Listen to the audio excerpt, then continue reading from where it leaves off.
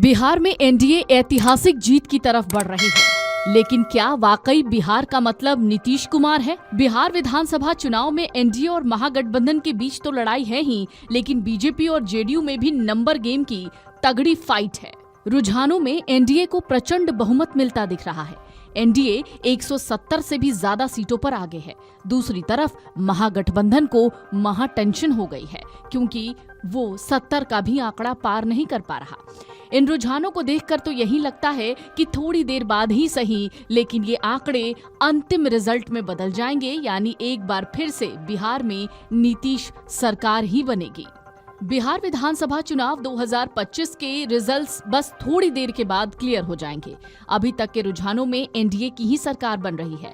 खास बात यह है कि 2020 के चुनाव में तीसरे नंबर पर रहने वाली जेडीयू इस बार पहले नंबर पर है। जेडीयू 83 सीटों पर बढ़त बनाए हुई थी। बीजेपी 78 सीटों पर आगे थी। चिराग पासवान की पार्टी एलजेपी 22 सीटों पर, हिंदुस्तानी आवाम मोर्चा 4 सीटों पर आगे थी। उपेंद्र कुशवाहा की पार्टी रालोमा 1 सीट पर आगे थी।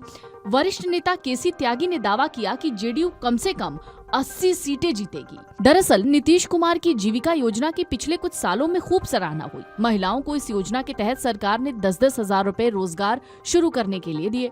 इस योजना में महिलाओं को 6 महीने बाद 2 लाख रुपए दिए जाने का प्रावधान है।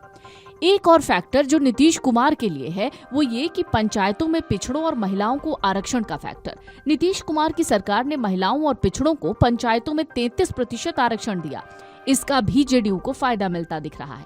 एक और फैक्टर ये है कि हम कह सकते हैं कि बिहार का मतलब नीतीश कुमार है। दरअसल वो फैक्टर ये है कि जेडीयू को दिल्ली से बीजेपी सरकार का लगातार सपोर्ट मिला, चाहे फिर बजट में 11,000 करोड़ रुपए का प्रावधान हो या फिर नए एक्सप्रेसवे का हो।